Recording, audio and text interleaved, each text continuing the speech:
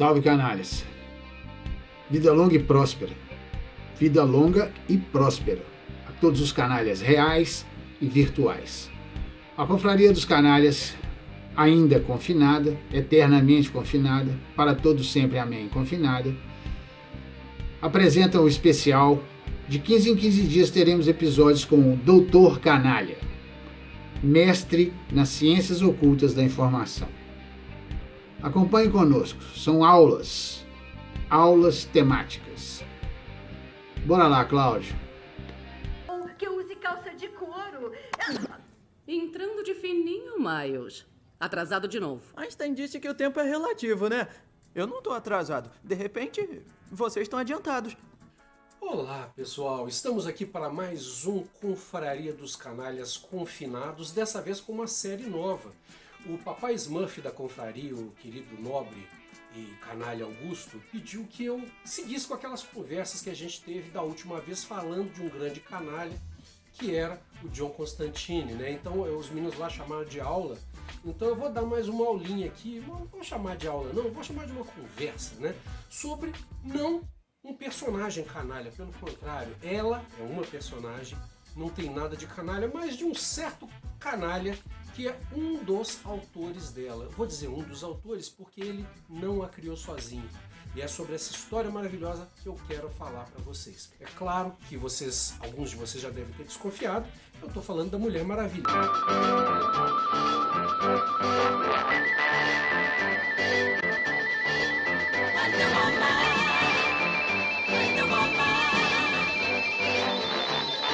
E vou falar de alguma coisa que tem esse homem, o criador da Mulher Maravilha, e três mulheres que influenciaram diretamente o personagem. Sem falar de outros personagens, vou falar também um pouquinho das Amazonas, né, os personagens da mitologia, e do que a gente pode aprender com elas em termos de representatividade. Para nós meninos e para as meninas. Bom, a nossa história começa em 1942, né? Então alguns anos depois do Batman e Superman, pouquinho tempo, né, depois do Batman e Superman, o trio de ouro que viria a ser chamada DC Comics se forma com o nascimento da Mulher Maravilha, que aparece lá como Suprema, a Mulher Maravilha, e criação de um sujeito que ninguém conhecia, um coroa, né, para a época que eram todos adolescentes, jovenzinhos que criavam história em quadrinhos, um Charles Moulton, um pseudônimo de alguém desconhecido, ninguém sabia quem era, criou, mas era um coroão que se juntou com outro coroa, que é muito interessante, era um ilustrador de revistas feministas, então totalmente diferente de quem publicava revista em quadrinho naquela época, que era voltada para os meninos, né? E o Moulton, esse personagem, Charles Moulton, cria uma personagem nova. Eu vou falar dessa personagem, né? Mas eu vou falar a partir de uma referência moderna. Infelizmente a gente não tem acesso aos quadrinhos originais dela. E como é da Era de Ouro, muita gente talvez não se interessaria, mas eu vou brincar um pouco com recriações novas. E eu vou começar com uma recriação da qual eu gosto muito, né? Que é do Jorge Pérez, que vai criar essa versão da Mulher Maravilha, né, aqui encadernada na Panini, é claro que não saiu assim originalmente, e que o Jorge Pérez recupera uma coisa que estava presente na criação, mas que depois foi ficando completamente maluco e sem pé nem cabeça nas histórias da Mulher Maravilha, que é a mitologia grega. Misericordiosa Minerva. Então o Jorge Pérez dá uma dimensão muito bacana para a mitologia grega, onde ele começa a colocar os personagens mitológicos interagindo com a Mulher Maravilha de uma forma muito vívida e muito pessoal. Então eles passavam a fazer parte de fato das histórias da Mulher Maravilha. Mas a série que eu quero recomendar, e vocês vão rir de mim, porque eu vivo, quem me conhece, vivo falando mal dessa bobagem que a DC Comics fez, que é são os Novos 52.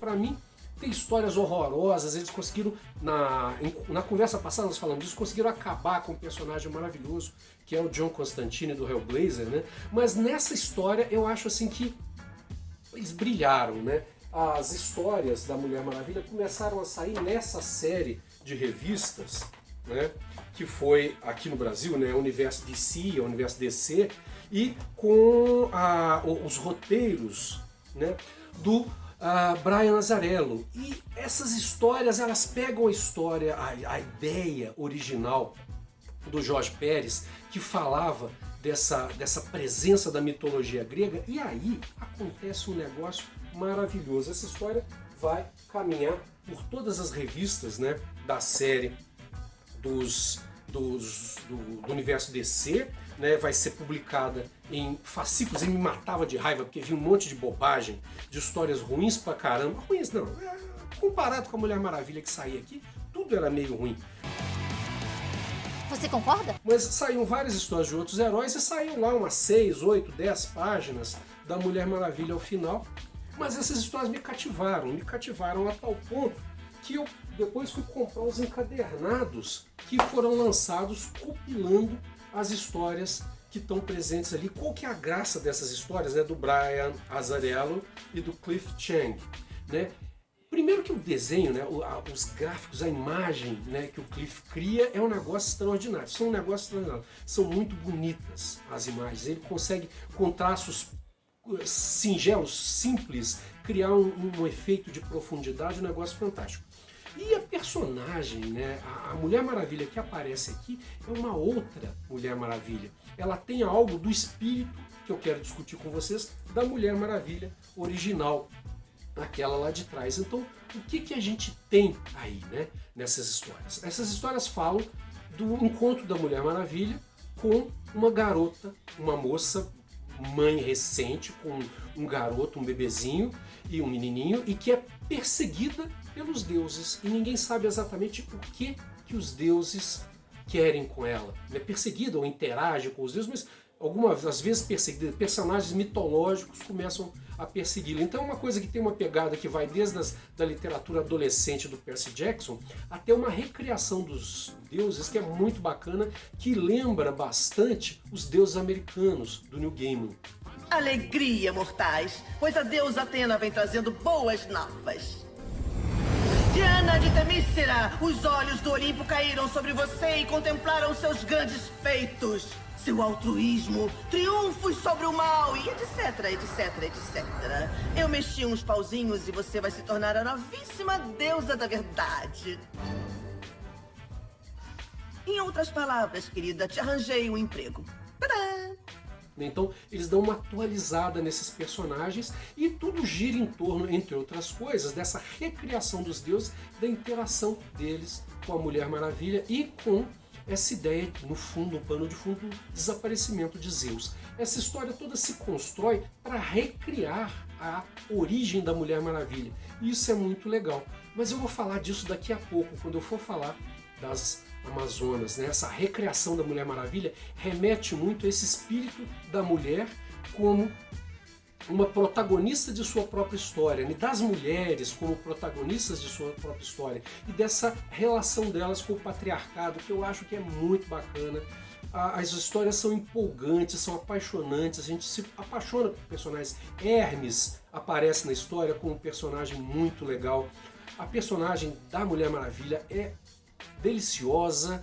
A garota, que é mãe do menino, esqueci o nome dela agora, também é outra personagem incrível. Os próprios deuses aparecem ali de uma forma muito legal. Hera tá maravilhosa. Hera normalmente é pintada com uma coroa careta, meio... Não, ela é a deusa do casamento, é a deusa da família, sim, mas ela é uma mulher extraordinária, uma deusa, né? Uma representação de um feminino extraordinário, uma baita de uma personagem. Então, esses personagens vão ser responsáveis por despertar nos leitores, sei lá, uma saudade, uma nostalgia do impossível, né? A gente não viu, não leu, a maioria de nós não leu as histórias originais, as primeiras da Mulher Maravilha.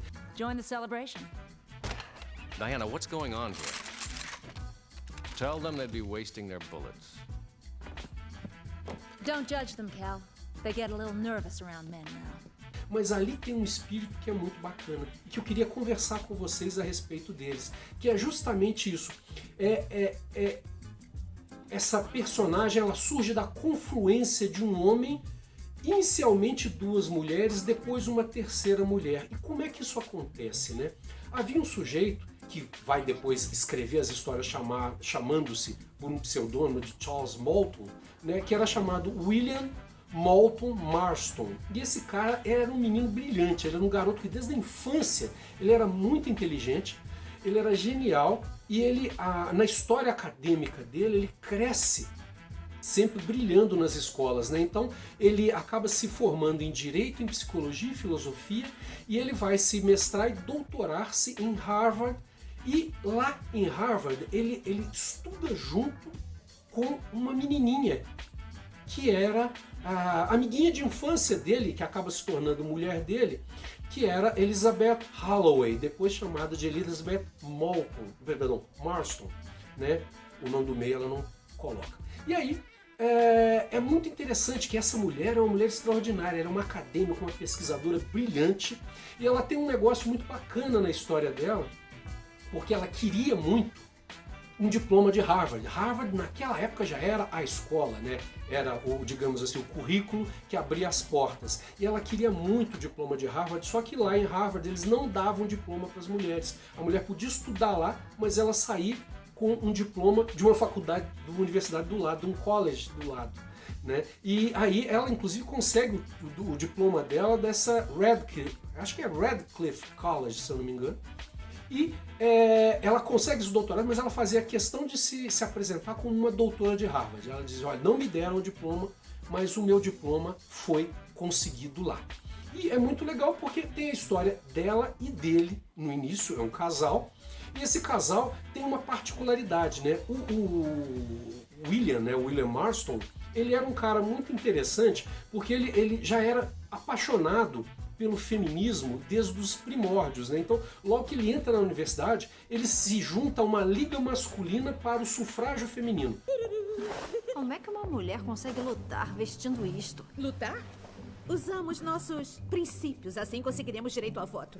Mas eu não sou completamente contra a ideia de uma troca de socos se a ocasião exigir. Né? As mulheres não tinham direito a voto nessa época e ele resolve que vai entrar digamos, na luta junto com as colegas universitárias e com os colegas que defendiam essa ideia das mulheres votarem. E nessa época eles organizam os encontros e há um encontro espetacular com uma líder feminista que inclusive a universidade proíbe que ela se apresente lá na última hora e eles acabam fazendo a apresentação dela numa igreja e quando ela discursa sobre a visão dela da mulher, a crítica que ela tinha ao patriarcado, a visão dela do controle de natalidade, do feminismo, do sufragismo, né, da igualdade, né, das mulheres nas atividades junto com os homens, o Marston se encanta com isso.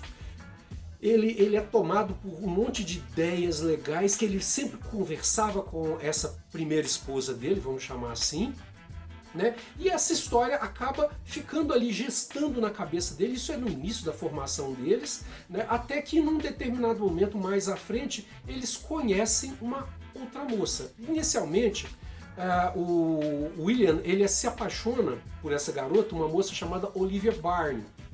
E essa Olivia Byrne era uma menina muito legal, era bem mais jovem que o casal, né? E ela tinha uma trajetória ligada ao feminismo também. A história dela se vinculava a uma mãe extraordinária e uma tia extraordinária. A mãe dela é uma tal de Ethel Byrne, né, que chegou a fazer coisas do tipo se acorrentar nas grades do Congresso, protestando contra os ataques que as mulheres recebiam durante as manifestações. A tia dela, a Margaret Sanger, era uma ativista do feminismo, ela defendia a contracepção numa época que era um absurdo, isso a gente está falando de 1920 e poucos, tal. 30 e poucos, numa época em que ninguém defendia essas coisas, as mulheres, essas duas malucas montaram uma clínica, maluca no bom sentido, né, para as mulheres poderem fazer contracepção. Então essa menina aparece, quando eles veem aquela menina, eles falam assim, poxa, você é sobrinha dessa mulher? Você é filha dessa outra? Pô, caramba, que legal! E eles se encantam por ela, mas o William se apaixona por ela, e ele se apaixona mesmo, e aí é uma coisa meio canalha, né? Ele dá uma peitada na esposa dele, fala assim, olha, eu vou ficar com ela. Se você vai querer ficar com a gente, ok, senão eu vou ficar com ela. eu vou terminar o casamento. Isso é uma babaquice. Mas a gente tem que pensar, a gente não tá... Isso já seria babaquice nessa época, né, atualmente. Mas a gente não tá, né, nos anos 2020. Né, a gente está muito antes. Né? E a esposa dele, a Carla, engole em seco e aceita aquele relacionamento, mas o que é interessante é que as duas acabam se apaixonando. Isso é muito legal, porque elas ficam, as duas... O William morre muito jovem, né? E as duas continuam uma parelha, né? Um casal até o final da vida. Então isso é muito interessante porque há uma vida secreta por trás da vida secreta, da vida da Mulher Maravilha. Então a Mulher Maravilha tem uma identidade secreta e os criadores têm uma vida secreta que o tempo todo conversa com essa personagem. There's a job to be done by Wonder Woman.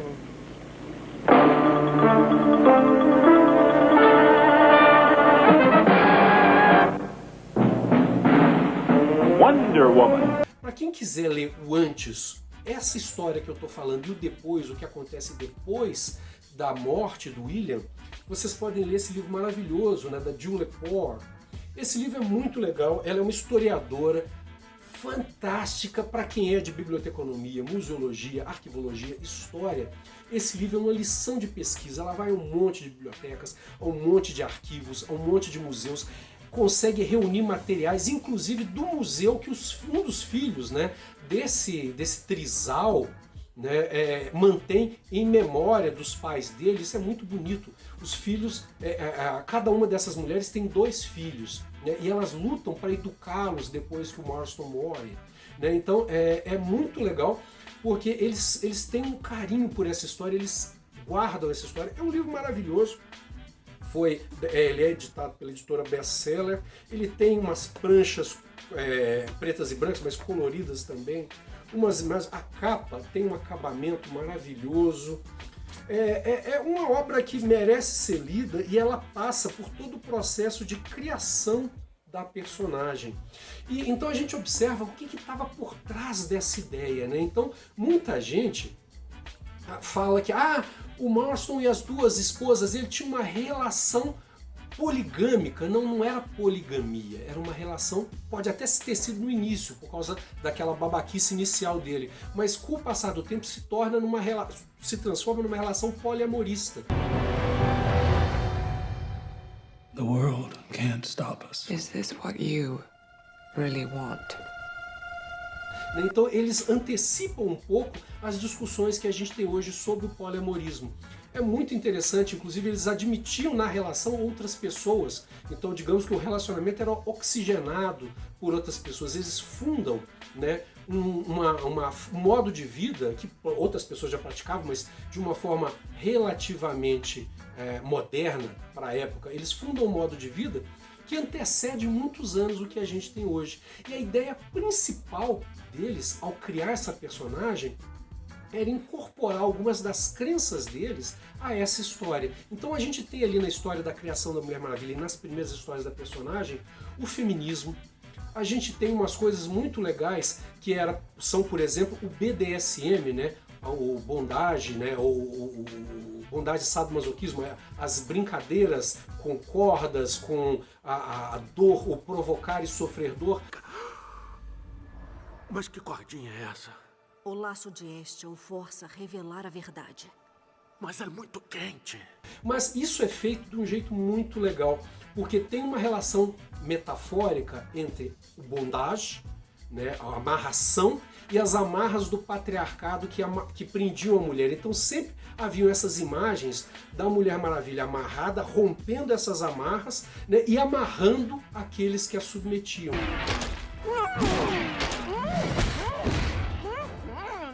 E o casal ou trisal brincava com isso. Eles praticavam um pouco essas brincadeiras, vamos dizer, eróticas, né, de se amarrar e se prender. E é interessante, psicologicamente, tem um analista junguiano e cientista social inglês, o Andrew Samuels, que fala muito isso. A sexualidade, ela nos permite, independente da sua orientação sexual, do seu desenho de sexualidade, sempre praticar essa troca entre a atividade e a passividade. A gente brinca o tempo todo. Então, se eu sou ativo, às vezes na sexualidade eu me torno passivo. Se eu sou passivo, eu me torno ativo. E a gente vê isso acontecendo o tempo todo nessas histórias. Esse desenho é muito rico, né, nesses exemplos.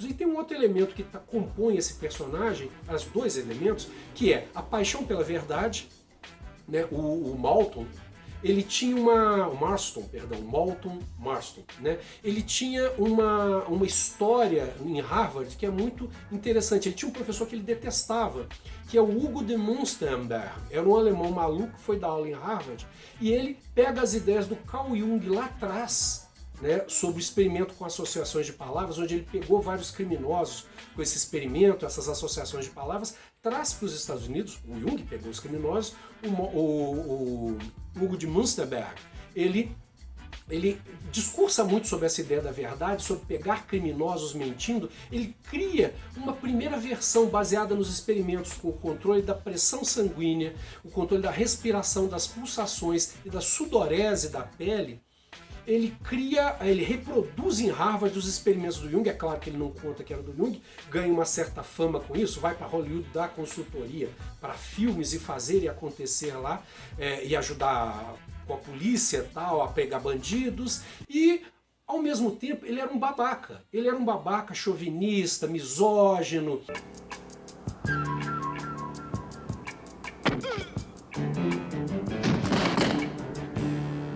E o William, né, William Moulton Marston, eu vou chamar de William que é mais fácil, não gostava dele justamente por causa dessa babaquice dele. Mas essas ideias ficam na cabeça dele. E ele resolve desenvolver um equipamento fácil de se movimentar, sem precisar ser um laboratório gigante, né, que viria a ser o polígrafo. Dr. Marston and emotions. It's 18th of July, and Dr. William Marston demonstrates complicated device whereby he claims he can determine and compute comparative emotions of blondes, brunettes, and redheads. This is the sphygmomanometer, an instrument which measures the subject's blood pressure. This is the kymograph drum, which records the breathing. The breathing is taken with the pneumograph. We are now going to test the girl's reactions to gambling. E é interessante que ele não registra a patente disso, ele é meio que um Santos Dumont, assim. Mas ele sempre queria a fama, ele achava que a fama dele ia vir das palestras que ele ia dar, explicando, dele pegando criminosos. É claro que as coisas não saem bem, como todo mundo que é muito idealista, ele fracassa várias vezes, quebra várias vezes, e a fama dele vai ficando de charlatão, apesar de não ser nesse aspecto charlatanismo que ele fazia. Mas, ao mesmo tempo, a relação dele com as mulheres dele vai ganhando fama na universidade, e ele vai se tornando persona não grata nas universidades. Então ele vai decaindo. Ele, que era um cara brilhante, genial, ele vai caindo numa vala a ponto dessas duas mulheres terem que ajudá-lo. Você devia conversar com ele. Por que eu? A esposa dele, que era psicóloga também, né? Ela vai trabalhar loucamente em vários trabalhos menores para poder sustentar a família. As crianças acabam sendo cuidadas pela Olivia, a segunda esposa, né? E ele fica lá naquela coisa maluca, que também é babaca, galera, não façam isso. É para trabalhar dividindo, né? Não é para ajudar em casa. Ajudar em casa é lavar um pratinho, é dividir tarefa, né? Mas ele fica lá cuidando das ideias dele, tendo as ideias malucas, e numa dessas ele tem uma ideia de, isso é muito legal, educar crianças. Wonder Girl! That was amazing! You just whoosh and then bang! Little less fangirl, little more Wonder Girl. Educar menininhos para não serem babacas, feito o professor dele, que acaba virando um dos maiores inimigos, o Hugo de Munsterberg. Inclusive a cara parece com a dele. É desenhado para ser um arqui-inimigo da Diana Prince, né, da Mulher Maravilha.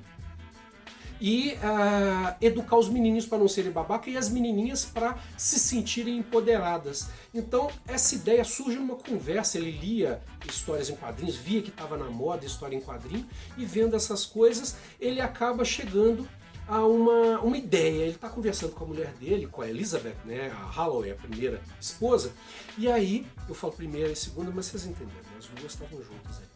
E ele tá conversando com ela e fala assim, poxa, eu queria criar um personagem, mas eu acho que esses personagens que ficam resolvendo tudo com soco, com porrada, isso não é legal. Eu queria criar um personagem que vencesse pela força do amor. Aí a grande sacada dela, ela fala assim, tá bom, cria um personagem, faça a história em quadrinho, mas faça desse personagem uma mulher. E ele fica com aquilo na cabeça, e ele lembra da palestra daquela feminista que o inspirou lá atrás, né, quando ele ainda estava lá na Liga Masculina para o Sufrágio Feminino, e ele começa a pensar nisso, e aí ele vai criar a Mulher Maravilha. E aí eu queria voltar então na história lá dos Novos 52. Né? Os Novos 52 eles reeditam a história da Mulher Maravilha na história, não na original, mas a história que dão para a origem da Mulher Maravilha é de que ela é esculpida do barro por Hipólita, a rainha das Amazonas, né? E pelo amor dela, né, ela consegue a pena dos deuses e eles inspiram vida, né, assopram vida no barro, como lá na Bíblia o Deus de Israel fez com Adão. E essa mulher nasce do barro, essa moça perfeita, essa amazona perfeita. Na história dos Novos 52, lá do Brian Azzarello, isso é recriado. Né? Eu queria marcar isso. A Mulher Maravilha, ela é filha de um amor proibido, eu não vou dar spoilers, né? Do amor proibido, secreto da Hipólita, e que para que ela não fosse perseguida, para que ela não fosse ameaçada por essa condição, a Hipólita inventa a história do barro. Isso está logo nas primeiras páginas, então vocês podem ficar tranquilos com isso, eu não estou dando spoiler grande.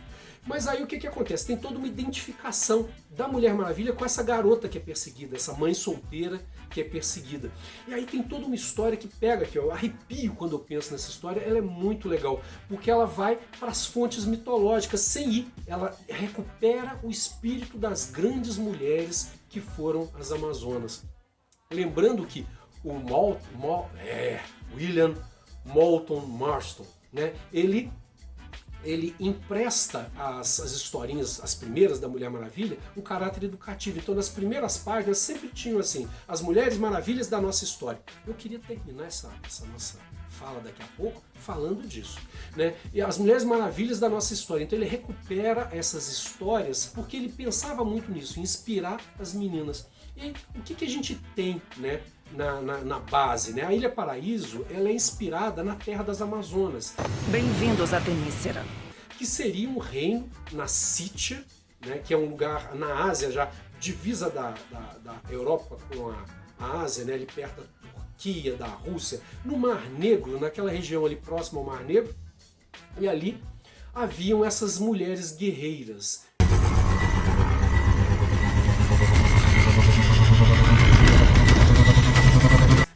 Já ouviu falar das Mulheres Guerreiras, eu não vou contar a história das Amazonas em si, mas eu vou falar de certas imagens de Amazonas que tem tudo a ver com as histórias, as características que a Mulher Maravilha assume ou são emprestadas à personagem dela. Através dessas mulheres, a gente vai poder acompanhar essa história. Por exemplo, a Hipólita, ela vem, né, da rainha das Amazonas, que era a rainha delas na época em que Hércules vai lá nos 12 trabalhos de Hércules. Né? Hércules, para os romanos, ele nem se chamava Hércules, a glória de Hera nessa época. O nome dele era Alcides. Alcides quer dizer neto de Alceu. Então o avô dele era Alceu, ele era Alcides, e eles vão, né, ele e alguns amigos, tentar roubar ou pegar o cinturão de Hipólita. Era um cinturão precioso que o rei Euristeu exige como um dos trabalhos de Hércules. Não vou contar essa história que é longuérrima, mas ele vai lá e um dos colegas, os amigos que vai é Teseu. Então Teseu vai com ele lá, eles deveriam ter uma negociação, mas Hera se transforma numa Amazona, insufla violência, há uma grande guerra. Depois dessa batalha terrível que acontece lá, a Hipólita acaba se convencendo que tinha tudo sido uma manipulação, e isso é muito legal. Em certas versões, Hércules rouba o cinto e vence a guerra. Em outras não, há um empate. Eu gosto dessas versões. Há um empate e Hipólita, por gostar do Héracles, achar ele um cara legal, ela ouve a história trágica de por que ele está fazendo aqueles trabalhos, né? Então ela dá de presente, por amor, esse cinturão para Héracles. Bom, nessa história há Teseu, e há uma outra amazona linda, guerreira, fortíssima. Teseu, que estava acostumado com aquelas mulheres gregas, né, típicas, né, que são descritas em alguns livros como porosas, né, macias, vê aquela mulher forte, aquela mulher bela, uma menina chamada Antíope, se apaixona. É claro que as amazonas não queriam permitir aquilo, então ele foge com ela. Foge com ela, ele era o rei de Atenas, vai para Atenas e as amazonas vão atrás dele. Né? Então é uma coisa meio Steve Trevor. Né? Vocês lembram da história da Mulher Maravilha? You really are a Wonder Woman. Né? Ele vai junto com essa amada, é claro que isso não é bonito, né? Elas não veem isso bem, e acontece uma grande guerra, a chamada Amazonaquia, né? A Guerra das Amazonas, as Amazonas contra os atenienses, os gregos em geral, porque aí os outros gregos vão se juntar nessa grande batalha. Né? Mas tem uma outra amazona que está presente nessa história, que eu gosto muito, eu acho ela a cara da Mulher Maravilha também. Eu acho que as fontes podem, não são fontes diretas, mas essa inspiração pode vir de lá. As pessoas no início do século XX nos Estados Unidos, por causa da ideia dos Estados Unidos serem uma república e vinculada a Roma, e Roma bebê da democracia, a República Romana bebê da democracia grega, tinha uma identificação muito grande com os clássicos. Então, com certeza, as pessoas liam mitologia naquela época. Pode ser que as pessoas envolvidas na criação tenham se apropriado dessas ideias. Mas, nesse desenho, então, entra uma outra amazona fantástica, né, que é Pentesileia. There. Now history will show the Trojan horse as it's supposed to be. Pentesileia era uma amazona que, junto com as outras amazonas, luta do lado dos troianos contra os gregos na Guerra de Troia. Só que ela lutava, né, de armadura, como todo grego, de armadura, de capacete. Então, no auge da batalha, há um enfrentamento e Aquiles luta com ela. E Aquiles nunca teve tanta dificuldade para vencer alguém. Talvez ela e Heitor, seja o príncipe troiano, sejam os dois maiores adversários. Não tem o ranking de quem foi o maior adversário de Aquiles, até porque essa história não aparece na Ilíada. Ela é narrada por um outro grego. Há uma batalha terrível, né? E finalmente Aquiles consegue derrotar e vencer Pentesileia. A lenda é muito bonita porque quando ele derruba ela, que ele vence, aquele guerreiro enorme cai no chão fortíssimo, né? E Aquiles vai querer ver o rosto daquele cara, porque ele nunca suou tanto para vencer alguém. Aquiles era invulnerável, né? Então por isso ele tinha vantagem. Ele tira o elmo, quando ele tira aquele capacete grego que tampa quase todo o rosto, né, da cabeça da moça, do guerreiro, ele vê que era uma moça. E tem uma coisa meio de Adorim e Reobaldo, né, do Grande Sertão Veredas. Quando ele vê aquilo, ele se apaixona perdidamente pelo cadáver. Isso é muito bonito. Por quê? Por que deixou fazerem isso com você? E finalmente, a outra amazona, a minha quarta amazona, que é Telestris. Era uma princesa amazona que, reza a lenda, Alexandre o Grande, depois de vencer Dário, né, o príncipe persa, né, da grande batalha, ele passa pelo reino das Amazonas e a fama dele de o maior guerreiro da época dele, né, já era enorme, e as Amazonas têm aquela política, né, de não permitirem que os homens entrem na tribo, no reino, a não ser uma vez por ano, para procriarem. Então elas têm a tradição de devolver os menininhos para os pais, elas não sacrificam, não são como os babacas dos espartanos, que faziam eugenia, não, elas devolvem os menininhos para os pais. Menininhos fortes são sempre bem-vindos para gerar novas menininhas fortes no futuro, e ficam com as menininhas e educam. Fique longe dele, Hipólita, não se atreva! Ele é sangue do seu sangue também! Então ela procura Alexandre e faz um pacto com ele, né, que ele deveria passar, eles passam acho que 12 ou 15 dias juntos, né, e dessa união, a maior guerreira daquela época e o maior guerreiro daquela época produziriam um novo príncipe, um herdeiro guerreiro ou uma princesa guerreira. Então, se o menininho nascesse menininho, seria entregue a Alexandre. Se nascesse menininha, ficaria no reino das Amazonas para ser treinado, para ser a nova rainha. Diz a lenda que Alexandre nunca recebe o menininho, depois do parto. Então, provavelmente nasceu uma menininha, então provavelmente nós temos uma princesa, se a gente considerar a lenda uma realidade, uma princesa amazona descendente de Alexandre. Já era de se esperar! Por que eu conto essa história toda, né? Porque essa personagem criada por esse trisal maravilhoso inicialmente, né? Ele incorporava da Olivia coisas que ela gostava de usar, os braceletes, o laço mágico da Mulher Maravilha era o polígrafo que ele cria e que ele tenta vender, as ideias de bondade que eles praticavam, a intelectualidade e o gênio da Elizabeth, está tudo presente ali, na juventude, o vigor e a beleza da Olivia, está tudo presente na Mulher Maravilha.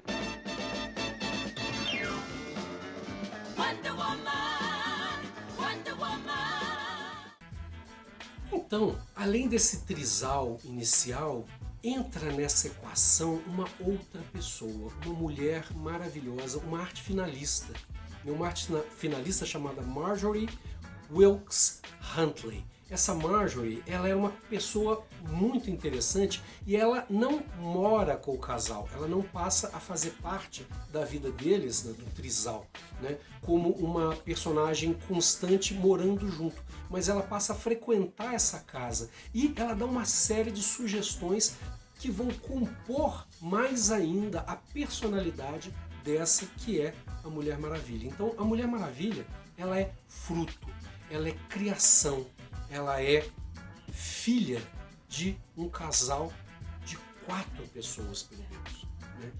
Um homem, 2 esposas, um marido, um esposo, 2 esposas e uma namorada, por assim dizer. Namorada dos 3. Então, além de precursora de um monte de coisas, né, além de iniciadora de um monte de possibilidades, a Mulher Maravilha é filha de uma relação que, para brincar com uma ideia que a Rita Von Hunt fala com a gente, né, já passou da hora de cair, que é essa história da monogamia nos desenhos tradicionais que a gente está vendo, né? Mais pessoas implicam em mais possibilidades da gente viver plenamente e sem tantos preconceitos às coisas. Mas não vou entrar no mérito dessa questão. O que eu queria deixar de fundamental é que, dentro das histórias da Mulher Maravilha, entra um elemento fundamental que pode ajudar a todos nós a pensarmos essa sociedade de um jeito muito legal e muito diferente. Essa ideia que eu falei lá no início é a representatividade. Da mesma forma que o William sabia lá no início, a Elizabeth sabia lá no início, a Olivia sabia lá no início, a Marjorie sabia lá no início, as meninas precisam ver alguém empoderado ou empoderado para dar conta de se identificar com isso, se construir com personalidade.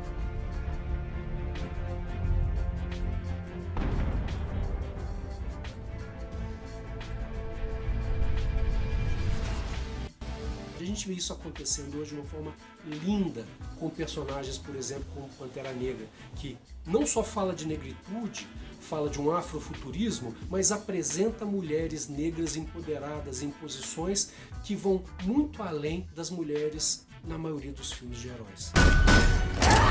Então eu acho essa importância, né, dessa representatividade fundamental para ser recuperada nesse tempo. Como um bom canalha que sou, eu sou um canalha contra o patriarcado. Quer ser mais canalha que isso?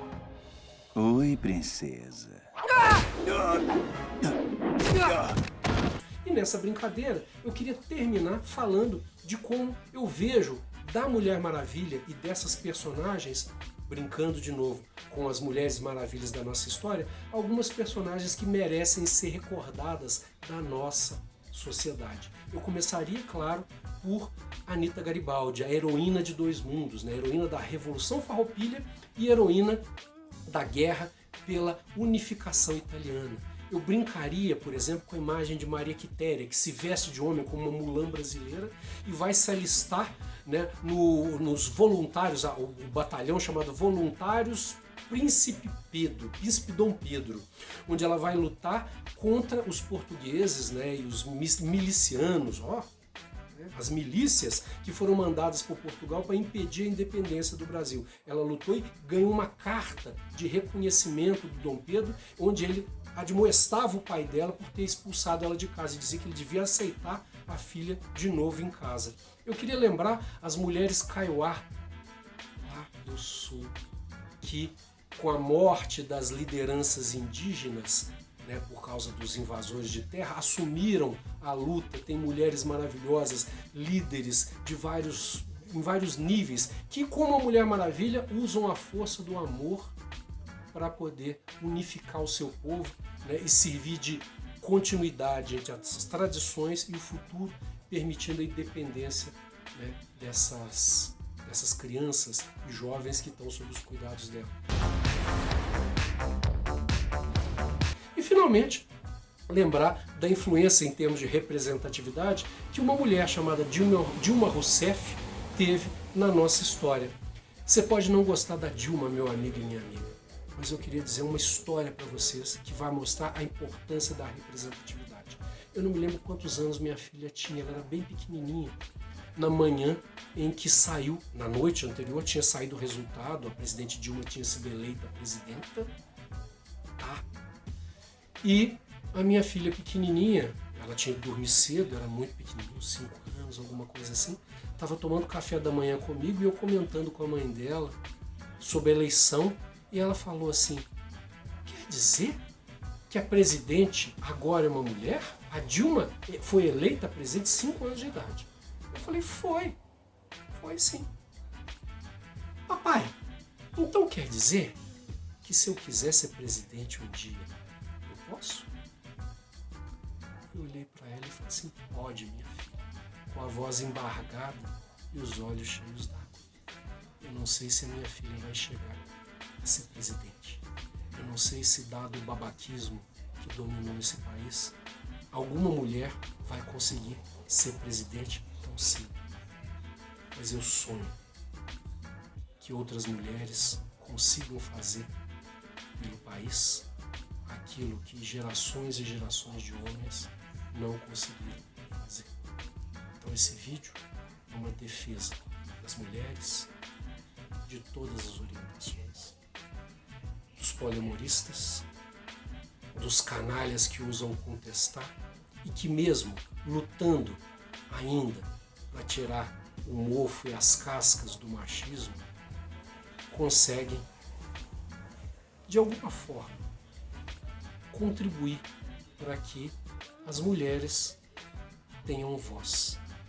Esse vídeo não é de forma alguma uma tentativa de tirar ou de tomar o protagonismo, mas de oferecer a minha cara barbuda como uma oportunidade para que você, barbudo, que não sabe de nada, ou para que você, garota, que não teve oportunidade de ouvir falar dessas histórias, aproveite essas coisas que eu falei, essas mentirinhas que eu contei, para poder pensar um futuro mais bacana. Beijo grande para vocês, canalinhos e canalinhas. Tomara que vocês tenham uma ótima semana. Tchau, tchau. Nice highlights. What's your secret? Courage. Admita que você, como eu, adorava aquele seriado dos anos 70. Ou adora ver o desenhozinho, a ceninha, desenho não, o videozinho lá no YouTube, né, da Mulher Maravilha rodando. Eu já brinquei assim. Não tem vergonha. Eu já brinquei. Você já brincou? Você, eu, coroa, você, pescoço vermelho, fica com a veia saltada aí falando bobagem no boteco. Você brincou. Você brincou. Eu já brinquei, ó.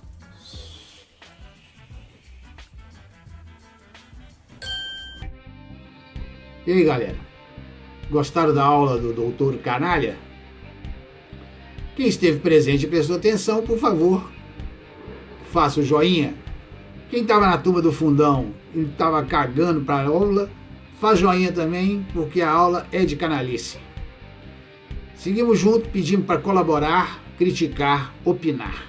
Abaixo, tamo junto, crescendo junto, divertindo junto e participando.